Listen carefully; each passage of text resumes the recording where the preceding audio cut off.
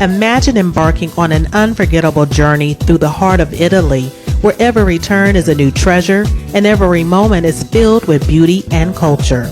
You start your adventure in Rome, the eternal city. Next, you venture into the rolling hills of Tuscany, where the air is perfumed with the scent of vineyards and olive grove. The journey continues to Venice, the floating city of canals and gondolas, after Five Earth and Milan. But your Italian adventure doesn't end on land. It's about to get even more extraordinary. A magical journey through Italy, topped off with a house music festival on Costa Cruise. Dance under the stars, relax in style, and discover exclusive performances on deck, all while sailing to some of the most beautiful destinations. There are 3 packages to choose from. Sailing dates are from September 24th through the 28th, 2025. Book yours now at festivaloncruise.com.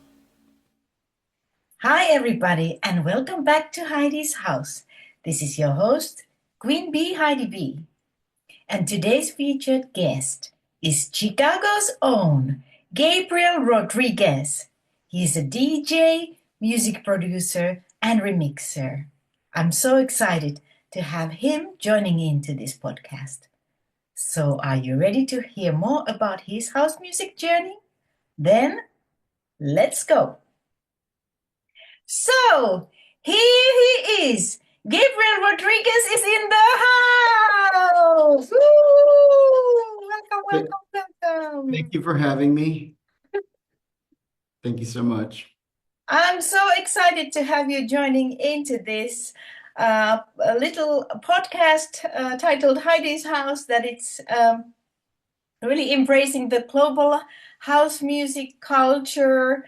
All over the world, we have different artists, DJs, music producers, remixers, radio personalities, influencers, and more joining in. And I'm very, very, very happy and grateful and humbled to have you straight from Chicago, from the origin of house music, to join us and share about your house music journey. So thank you again for taking time and joining in. You're welcome. Thank you for having me on your show. And as you know, this is a very short kind of snapshot kind of interview where we take a little bit closer look on your personal house music journey. So if it's okay for you, I'm going to go straight ahead to our first question. Sure. And that goes, can you tell our audience a little bit who is Gabriel Rodriguez in your own words? Well, I've been in the music scene for about 40 years now. So I was there from the transition period where they were playing Italo disco, and then it kind of just segued into funk, into house music. So I was there for all that. Yeah. And I've been in the music scene for a pretty long time. I've been producing for probably over 23 years now. Took some time off, came back in 2021, and just kind of jumped right back into the production thing again. Wonderful, wonderful. Now, we are going to take a little bit more looks into some particular highlight moments of all that almost 40 years, like you described, from the beginning of the house, when we are celebrating also the 40th anniversaries of the house music and everything. So you really have been there straight from the beginning, and in Chicago, where it originated. So now the very exciting question goes, what got you to the house music originally back in the days? Well, actually, it was my cousin. I have an older cousin that liked to dance a lot. So she was taking me to different places. I was very young. I probably shouldn't have been at some of these places. But I did get a chance to actually see with my own eyes Jamie Principle and Frankie Knuckles perform.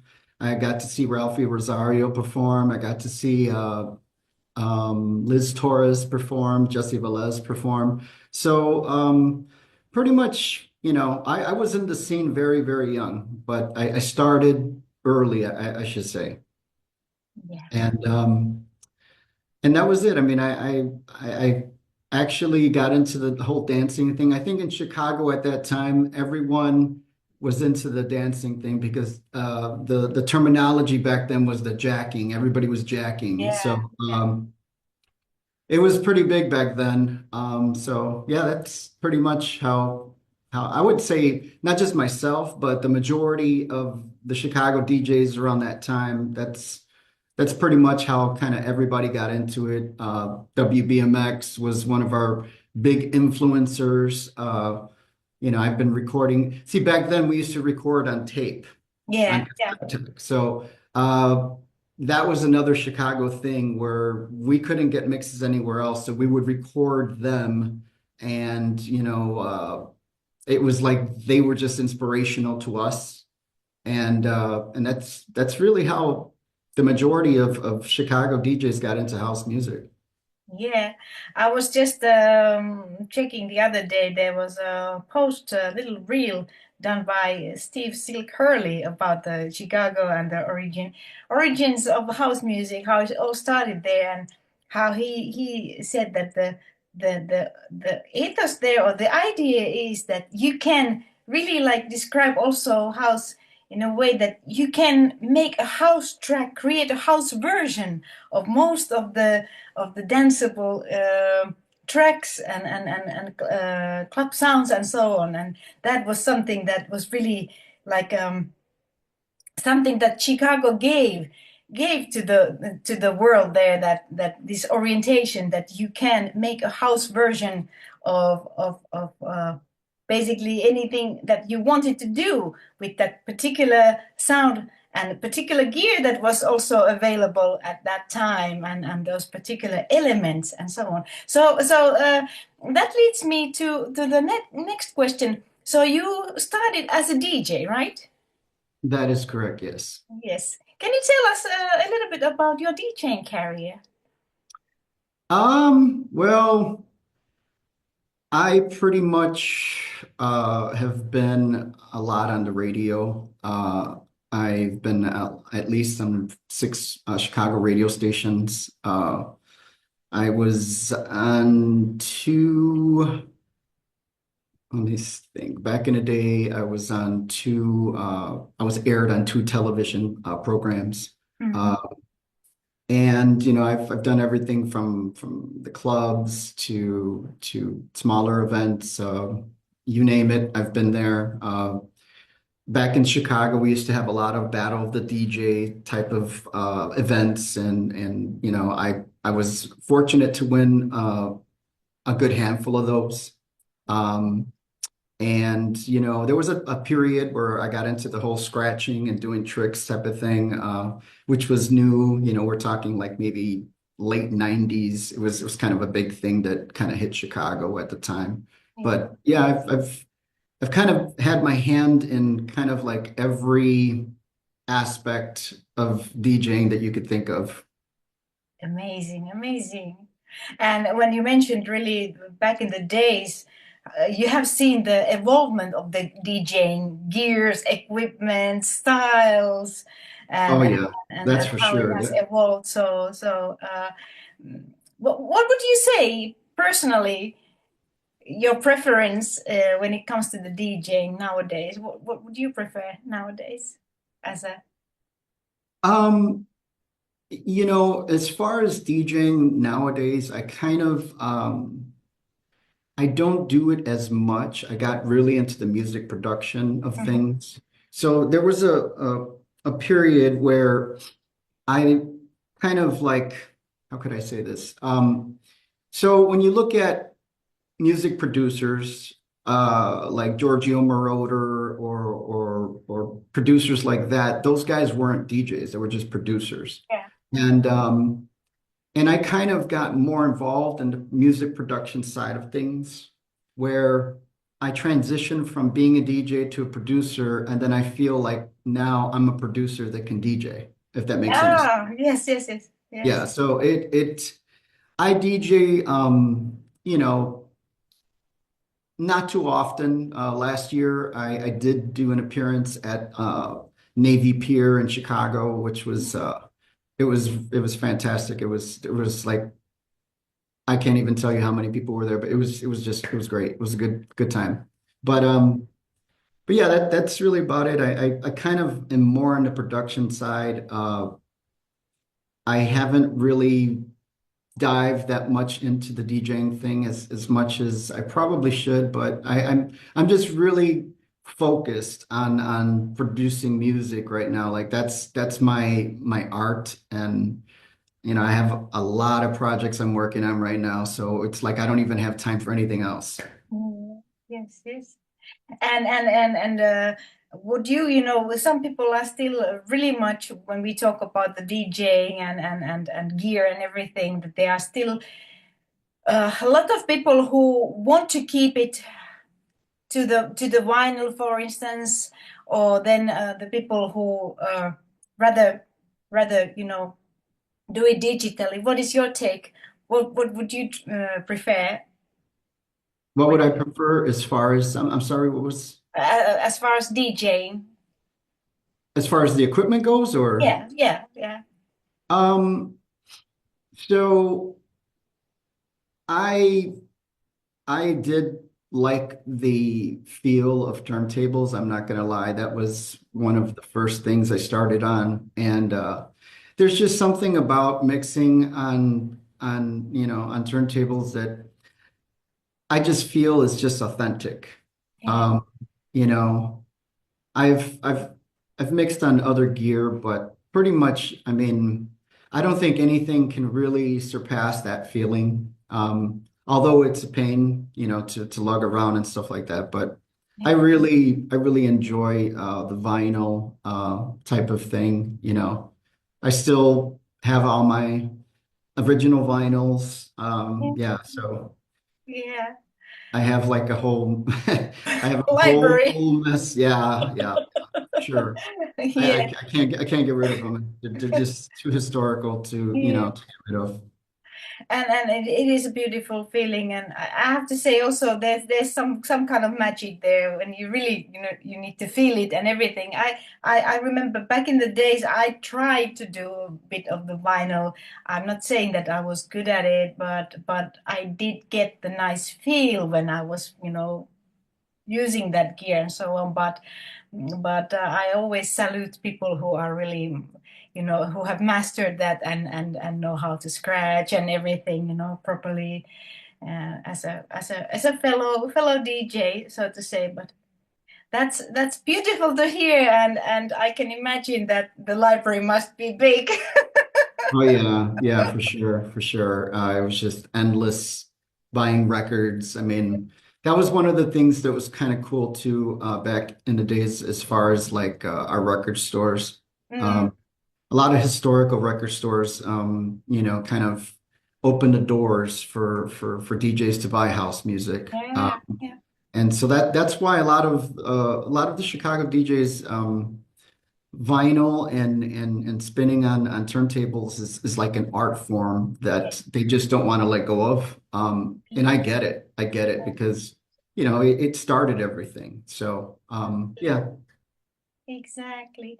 Well, yes. So you were then, DJing and playing in several radio stations. You mentioned 9 different radio stations all over Chicago, and then you went into producing music. So what got you to that?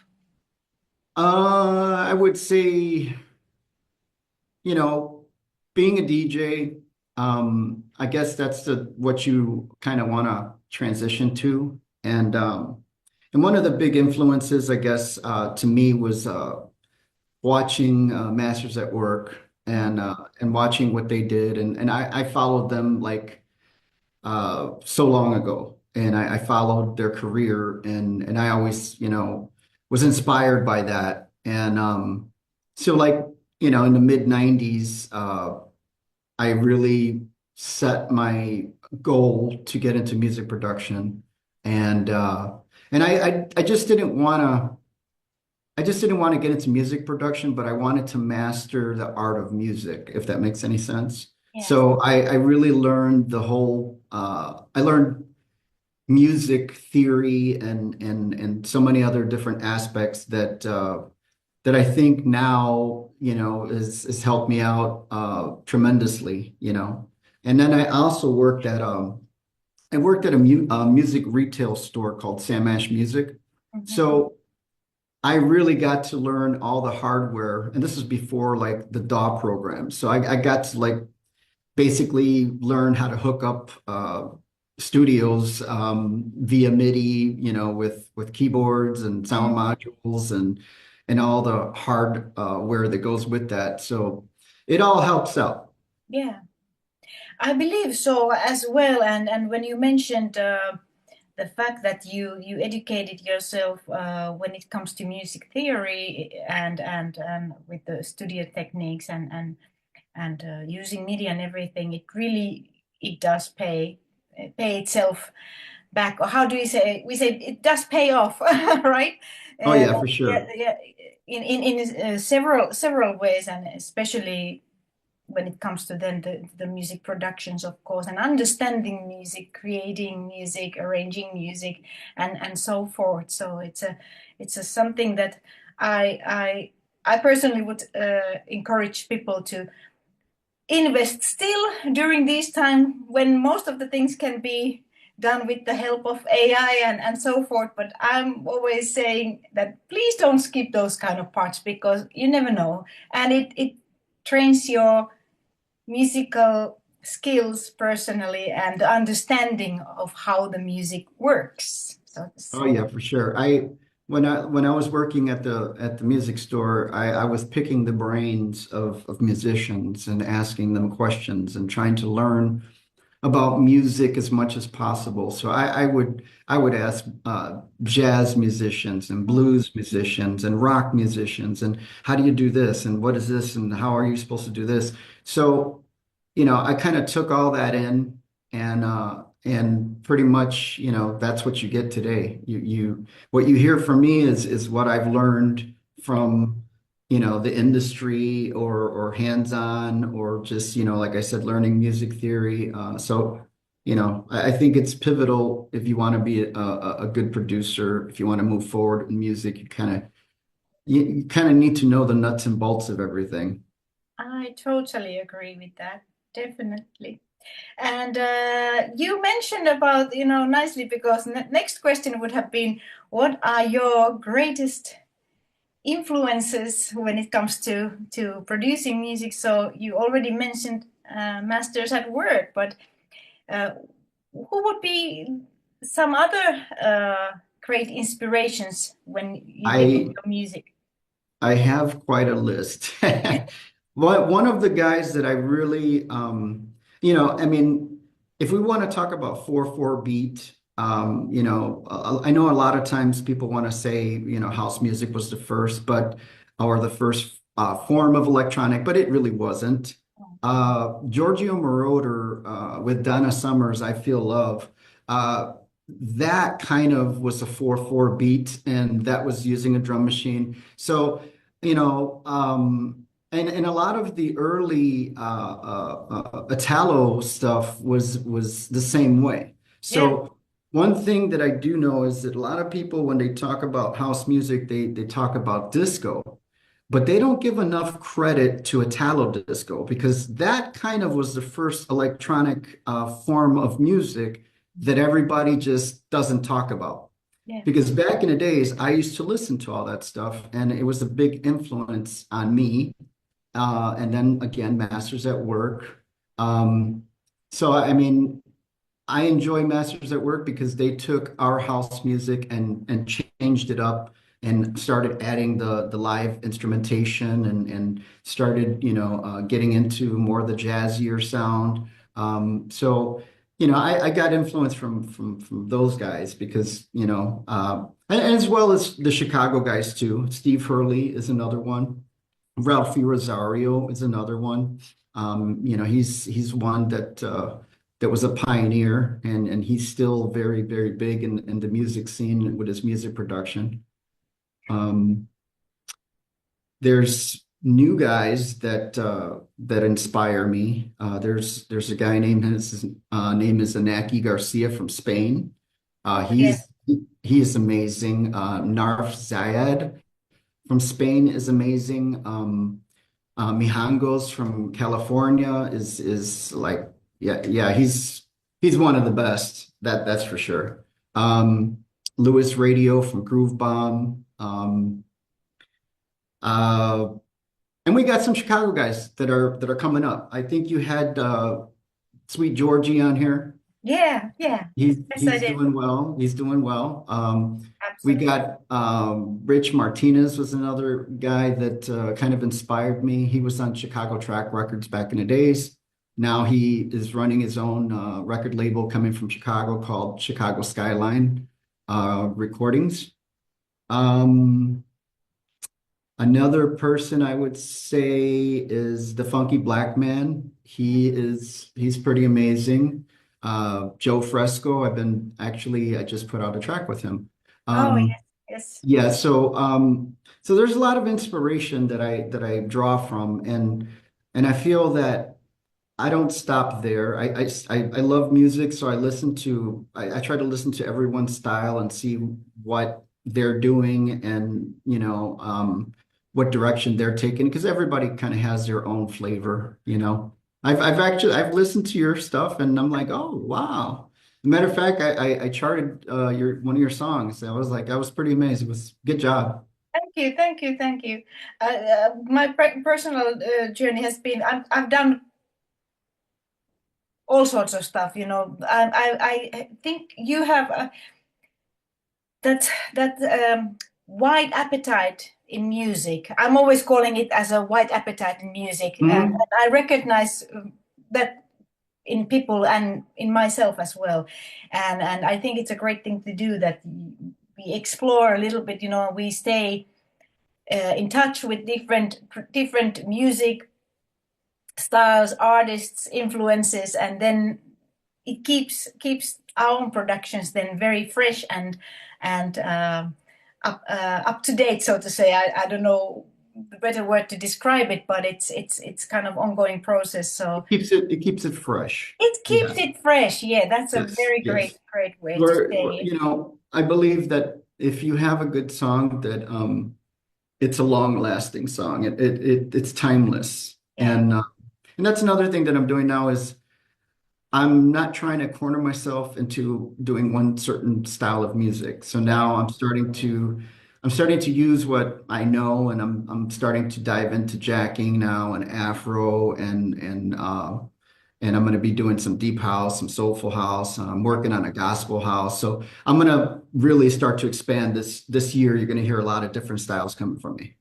That is absolutely wonderful. And this is something that I think we share also, that I have said to myself that let's not limit to one genre. So therefore, I've been working with all different, you know, producers representing different genres, and I think it's a great thing, you know, to do. And now, I have to come back to what you said before because the importance of and influence of Italo disco, it's indeed, it was there and it was like strongly there. And I have to say also that it maybe hasn't been recognized No, not at as all. much as it should have been and as much as it deserves, because back in the days, I mean, you know, I went to clubs during those days, also probably a little bit too young, but still, you know, and that was the thing, that the best DJs were also playing and introducing, you know, the folks, together with the wave of house music that we experienced then here in Europe, also, you know, here in Finland, in towards the end of 80s and beginning of 90s. So it was all that Oh yeah. Oh yeah. beautiful blend of music, and I'm just glad that, you know, we have had the opportunity to experience that. But yeah, I have to say that I completely agree with you that the Italo disco is something that people watching this, go and check check some Italo disco, classic Italo disco tracks out, so you know what we mean. And also please check those artists and influences that were mentioned here. I always love the fact that my guests, when they share about their journey, they also educate the audience and inspire them to listen um, different kind of musics and works and producers and artists and so forth. Now, uh, before I continue to ask some about some particular highlights, I would like to ask this, and it might be Mission Impossible, but I tend to ask it anyway. Are there some particular tracks that have been with you, you know, throughout the years somehow that you never get tired of, that inspire you constantly? Are there some kind of tracks, maybe your own tracks or some tracks that somehow? You know, there is one track that we produced back in the early 2000s, and it was a special track that I believe is a timeless track. It kind of had that Afro Latin type of jazzy sound, but it was done in the early 2000s, and it sounds like it would be out now. And the reason why it's a special track is because at the time I was working at Sam Ash, and there was a gentleman named Mike Saxon that was actually he was a bass player for Roy Davis Jr., for Glenn Underground, for Boo Williams, and and Joe Smooth. And me and him were working together, and we were in the middle of this project, and and we also got this female singer, Nature Love, on it. And as we were in the middle of the project, he passed away. So we kind of finished the song, and that track kind of just I can always go back to it and listen and say that was where I started right there. And then before he passed, it was kind of crazy. We had a moment, and he was telling me that he really liked my music production, and that we should create a crew, which we did. And so he was from New York. He moved to Chicago briefly, and then since I was from Chicago, he says, "Why don't we come up with like new yo? And since you're from Chicago, let's do Nuyoshi." And I said, "Okay." And as you notice on all my songs, it'll say Nuyoshi mix. So Yes, yes, that's where that comes from. that's what that comes from. Oh, it must be something that you will cherish for the rest of your life, of course, and that experience. And again, thank you for sharing this with our audience as well. So thank you. You're And welcome. and if I may now lead this interview to the next thing. This is definitely one of the important things in your music career. But what would you say? You've done DJing, you've been in radio, you've done music producing, you have released, you have had chart-topping tracks, and you performed everywhere basically. So what would you still say that are the most highlight moments in your career so far? Um, so I used to work for a Latin radio station called Univision Radio. And they're huge. They're all over United States and viewed throughout the world. So they had a big event where I was spinning, and I was opening up for a Latin Grammy award-winning artists. They were reggaeton artists, Wisin and Yandel, and it was definitely a memory that I won't forget. And that was one of the, I'm going to say one of the biggest events that I've done. I mean, I think there was like 5,000, 6,000 people, something like that. However, capacity, the place was filled. Yes. Um, and then going back to your question, another thing that kind of influenced me has been the whole, and this is something else you don't hear about. Mhm. So we're talking about 40 years of house music. So this would be for this year, it would be 40 years of Latin house music. Okay, nobody talks Mm. about that. That's another Yeah. thing nobody talks about. Nobody talks about Latin producers and Latin DJs in Chicago. We get overlooked. So one of the people that inspired me to actually continue to do the Latin house stuff, that's why I'm big on it, is Jesse Velez and Ralphie Rosario, Mario Diaz, Liz Torres. I can go on and on. I have a whole list of Latin influences that were involved in house music that you just don't hear about in any And people documentary. need to. So I'm very Right, happy that you address this point because it's absolutely true. It's absolutely true that there's a also this kind of big gap of recognition that is still needed there. And I'm just thinking, the house music in general, it's still of course a genre that should and deserves more recognition. But then a subgenres within that also, just right. as It you was mentioned, created. yeah. Yeah. So that's why, people ask me, well, why do you support, Afro-Latin so much? And I said, well, that's Latin house. That started in Chicago. No one talks about it. It started in Chicago in 85. Jesse Velez was the first one with Girls Out on the Floor. And I said, and from there, I mean, look at it today. And it started in Chicago and nobody talks about it. It started in Chicago, went to New York, and then now it's just everywhere.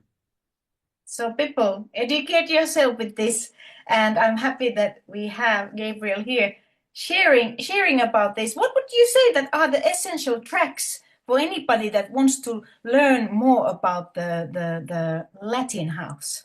Essential tracks to listen. Um, How does there's that shape there's so the many, sound? there is so many out there. I would just say if you're a music lover, go to Track Source and just, go to the Afro Latin and Brazilian and just put on a pair of headphones, have a glass of wine, and just, I mean, there's so much good music out there. I couldn't even pinpoint one song because there's just so much good stuff out there. But as you mentioned, the producers already, so that's a great place to start, I think, when searching more influences on that subgenre itself. But I'm glad that you mentioned that. Now, Gabriel, that this was a very short snapshot kind of interview, so I wanted to go to the also to the fact that you have been awarded from your contribution, to the house music and everything. Would you like to share a little bit about that to our audience? Oh, okay. Yeah. So this past summer, in 2024, they had what's called the Latin Living Legends. And it's very, very similar to what I just touched up on. So in Chicago, as I said before, the Latino community does not get any mention, like we didn't exist in house music. And I'm one of the people that can say we did. So that was kind of the idea behind the Latin Living Legends was uh, they wanted to give awards for the people that actually helped pave the way and were influences to the younger generation of DJs. Mhm. So with that being said, I was offered an award, and I'm very grateful to Greg Vargas is actually one of the guys that put this together, and he was a promoter back in the days, and it was a special night for sure. It was something long overdue, And I think now that that has came about, you're going to see more of that now. So you're going to start to see more of um, people in the music industry starting to notice that that the Latin people have been here working on this music as well, and you know we're making our mark right now. Wonderful. And again, congratulations. Thank you. Well deserved and much overdue, like you mentioned. But sometimes I think the good things take time. But at least we are happy now that we are at that point that it's starting to get the recognition that it truly, truly, truly deserves. Now I have a little moment left in this interview window that I would like to now dedicate that time, if possible, to ask about your current projects and what can we expect from Gabriel Rodriguez. Okay. I just completed a jacking song that will be out on Anako Records. It's on pre-sale right now, and it should be out, I think, in 2 weeks from now. I just released, me and Joe Fresco just did something for Kniche Music, which right now is in the top 10 of Afro, Latin, and Brazilian, which we're very proud of. Um, uh, I am currently working on an Afro Latin project with native music recordings out of UK. And there's something that will be coming out in April on Groove Bomb from Italy with Lewis Radio. And that one is more of I got a little more musical with that one. That one's going to be more like a Latin jazzy, a lot of live instrumentation work. It's definitely, I would say, one of my better projects. So it's one to look out for sure. Oh, now we are super, super, super excited. So once again, I thank you for this little sweet interview moment with me. I would love to have heard some more, but maybe we will do episode number 2 or sequel. How is it called? Sequel for this session one day. Sure. Whenever you're ready, you let me know. Yes. Again, I thank you so much, and everybody, please check those artists, check those tracks and music that was mentioned during this interview, and educate yourself also on Latin house. And if somebody wants to find out more about you, where can they find you in social media? So basically, I know there's so many Gabriel Rodriguez's out there. So I pretty much put Gabriel Rodriguez Nuyoshi. So if you do a search on Gabriel Rodriguez Nuyoshi, you're going to find all my social media. All right. So I thank you for this interview and lots of love from Helsinki, Finland. Thank you. And I'm sure people in Chicago are definitely going to like this show. Thank you. Take care and many blessings. Same, likewise.